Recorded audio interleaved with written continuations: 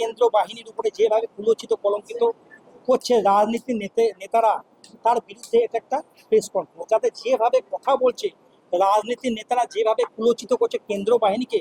কারণ কেন্দ্র বাহিনী একটা সিস্টেমের অধীনে চলে, সিস্টেমের বাইরে ওরা কিছু করতে পারে না, এবং ওরা যে ডিউটি তারা যথেষ্টভাবে জানে কিভাবে। কারণ যখন কোনো একজন জওয়ান যখন ইলেকশন ডিউটিতে আসে, তাকে কিন্তু সেইভাবে পড়িয়ে সেইভাবে কিন্তু কথা অ্যাক্টিভিটি কীভাবে ডিউটি হবে, কীভাবে যখন প্রচণ্ড যখন জুলুস হবে তখন কীভাবে সেটা কিন্তু শেখানো যায়।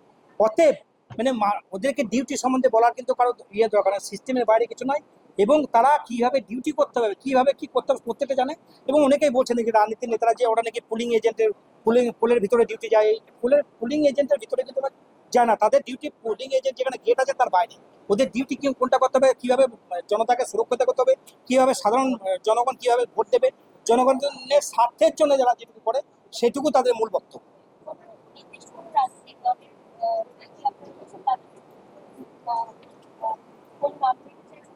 না, অ্যাকচুয়ালি বলতে দেখুন, আমরা কোনো রাজনীতির রং নেই এখানে, রাজনীতি কথা তো আসবেই না। কারণ রাজনীতি আমরা আমরা ধরুন প্যারামিলিটারি জওয়ান, কারণ প্যারামিলিটারি জওয়ানের ওপরে যেভাবে বিভ্রান্ত করছে এবং যেভাবে প্যারামিলিটারি জওয়ানকে কুলচিত কলঙ্কিত করছে, এর বিরুদ্ধে কোনো একটা পার্টি যদি মনে করে, কোনো একজন পলিটিক্যাল পার্টি যদি মনে করে যে আমরা আমাদের অধীনে থাকবে, যে সেন্ট্রাল গভর্নমেন্টে যদি বিজেপি সরকার আছে, ধরুন বিজেপি যদি ভেবে থাকে যে কেন্দ্র বাহিনী আমাদের অধীনে আছে এবং কেন্দ্র বাহিনীকে যা বলবো সেটা কিন্তু নয়, এটা সিস্টেম বাধা আছে, অফিসার একটা সিস্টেম আছে, সেই সিস্টেমের বাইরে কিছু করতে পারে না।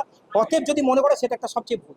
আর যদি তৃণমূল পার্টি এবং অন্যান্য পার্টি যারা আছে তারা যদি মনে করে যে কেন্দ্র বাহিনী জবরদস্তি ভোট করা আছে, সেটাও কিন্তু ভুল, এটা বাস্তব সত্য।